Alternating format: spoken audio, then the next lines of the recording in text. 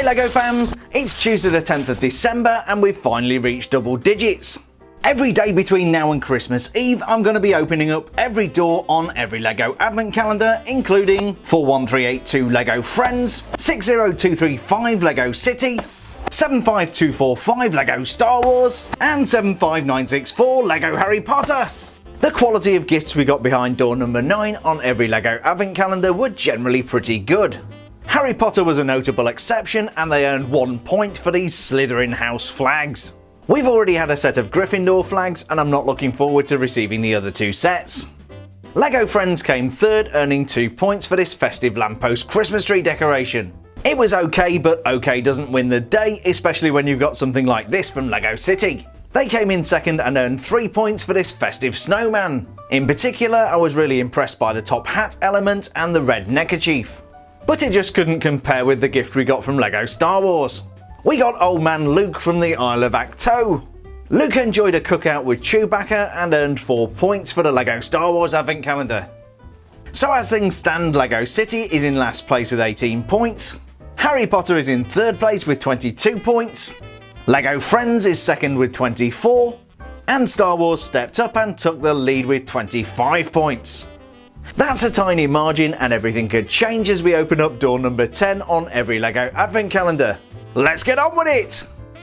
I can barely believe we're up to double digits already. It's Star Wars first today and we're up to door number 10. So let's see what we've got behind here.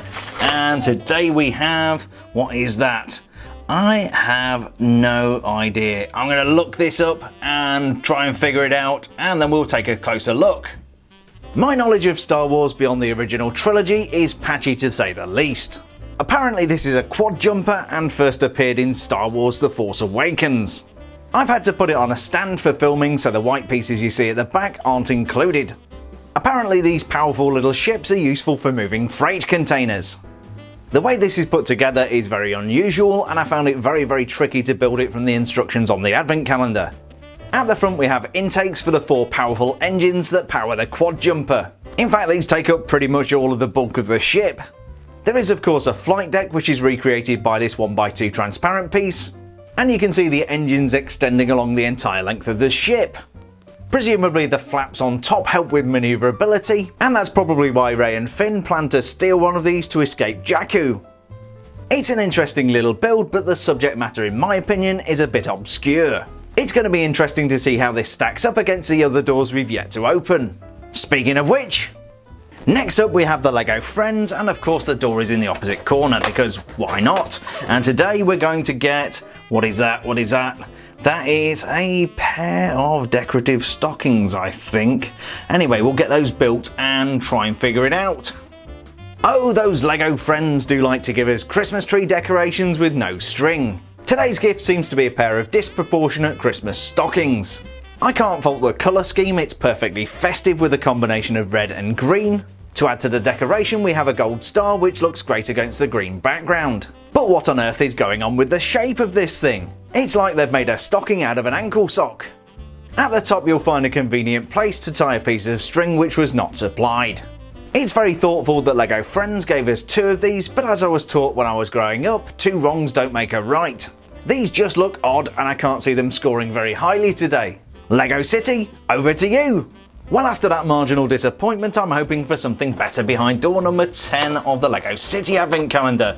And yeah, I'm not disappointed. Nobody's ever disappointed with a minifigure. And we've got some kind of lady here. She's got a scarf. It looks like a scarf I saw in the Ninjago City set. And she's also got a camera. It's always a good day when we get a minifigure, and this happy camper definitely puts a smile on my face. This minifigure has a super facial expression with a big smile. Her lipstick even matches the colour of her scarf. She's wrapped up nice and warm, ready for some outdoor action. Starting at the bottom we have some pale grey pants, and then a really nice torso print showing her jacket over a buttoned shirt. I was wondering whether this was a female torso, but you can actually see the contours of the body which confirms it.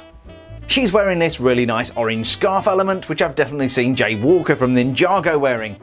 It wraps around the back of the neck and hangs neatly over the front of the jacket. Keeping this minifigure's head warm is a really nice dark grey beanie. I really like the texturing around the back showing the wrinkles of the hat. This is definitely a photogenic minifigure, and she also has an interest in photography. Smile for the camera! She may not be an A-list celebrity or a well-known character, but I really like this minifigure. Is our warmly dressed photographer good enough to win the day? We'll find out in just a moment. Finally, for Tuesday the 10th of December, you can't beat a bit of Harry Potter. And let's take a look behind door number 10. It's Ron Weasley with his Christmas sweater. I've been eagerly anticipating this minifigure, and it's great to finally get Ronald Bilious Weasley in his Christmas sweater. This version of Ron is from his first year at Hogwarts, so the choice of short child legs is totally appropriate. The torso print is absolutely magnificent and shows a hand-knitted R for Ron. It coordinates perfectly with Harry, who is also wearing the Christmas jumper that Molly Weasley knitted for him. In particular, I love the way the R is slightly wonky, showing this is lovingly handmade. Just like Harry's jumper, Ron's is also detailed around the back and shows flecks in the woolen material. The facial expression is absolutely spot on and looks like a young Rupert Grint. We also have a fantastic hairpiece in the traditional Weasley red. The facial expressions are recycled from an earlier set. Here you can see Ron in distress after facing up to Aragog. In fact, both Harry and Ron's expressions are taken from the Aragog's Lair set. Getting one minifigure is a very nice thing, but having two on the same day is super. Will either of these minifigures have what it takes to win the day? Let's find out! So finally, here are all of the gifts we got behind door number 10 on every LEGO Advent Calendar today. But which one embodies the true spirit of Christmas? And which one should go and live on the top of Mount Crumpet with the Grinch? Let's award some points! This is probably going to be a controversial decision, but the Herbert family has spoken. The quad jumper from LEGO Star Wars is in last place, earning 1 point. It was a real pain in the butt to put together and is not one of the more commonly known ships. Somebody had to come last, and Star Wars is taking the hit today. In third place and earning 2 points for the LEGO Friends calendar is this pair of stockings. Personally, I think these are a good contender for last place, but I was overruled. That means we have a face-off between two fantastic minifigures. It's a predictable result, but LEGO City is in second place and earns 3 points today. I was impressed by this warmly dressed photographer, but then we got Ronald Weasley in his Christmas jumper. When Harry Potter puts a minifigure in a calendar, all bets are off. 1-1 takes home the maximum 4 points for LEGO Harry Potter today. The scores between the calendars were already very close. So how do today's points affect the outcome? Let's find out! LEGO City is certainly improving, but remains in last place with 21 points. In an unprecedented twist of fate, we actually have 3 calendars tying for first place. LEGO Star Wars has 26 points, LEGO Friends have 26 points, and even LEGO Harry Potter has 26 points. I really can't believe how close things are this year. But do you agree with today's scoring? I know the Star Wars fans won't. Did LEGO Star Wars deserve a vacation with the Grinch for giving us the quad jumper? Or moving from one jumper to another, did Ron deserve 4 points for Gryffindor? As always, please feel free to vent your frustrations in the comments section, and if you make me smile, I might feature you in tomorrow's video. What did make me smile from yesterday's comments was the number of people who actually like those Harry Potter flags. Liv B thinks I'm rating the flags too low and they should be judged as part of the set. Slippy Tiger thought the same and suggested I do a video on the 25th reviewing all of the components of each calendar. It's a great idea and will definitely give us a full perspective. Ian Snyder likes the Gryffindor and Slytherin flags, but confirms what we already know, that Ravenclaw is the best house.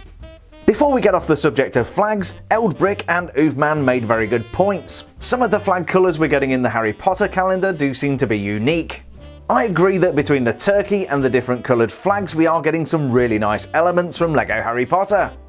Believe it or not, I do actually make these videos for adult fans of LEGO, and it's great to see so many of you enjoying the advent calendars together. Nicole Schneider and her boyfriend are taking it in turns to open up the doors, and it looks like Nicole has chosen even days to make sure her boyfriend gets all the flags. Fair play, Nicole! Finally for today, I wanted to give a shout out to Kate Sleeth, who lives down under. Because of time differences or witchcraft or something, they get to wake up to one of my videos and then immediately open up the next day's calendar. Kate, I am absolutely honoured to be a part of your Christmas tradition, and thank you very much. You guys all say the nicest things and I just come on here and rant about flags. Making a video every day throughout the month of December is really tough, but your feedback really helps to make it worthwhile. Thank you! I'll be back bright and early on Wednesday morning with every door number 11 of every LEGO Advent Calendar. I hope you enjoyed the video today, stay safe, and we'll see you tomorrow.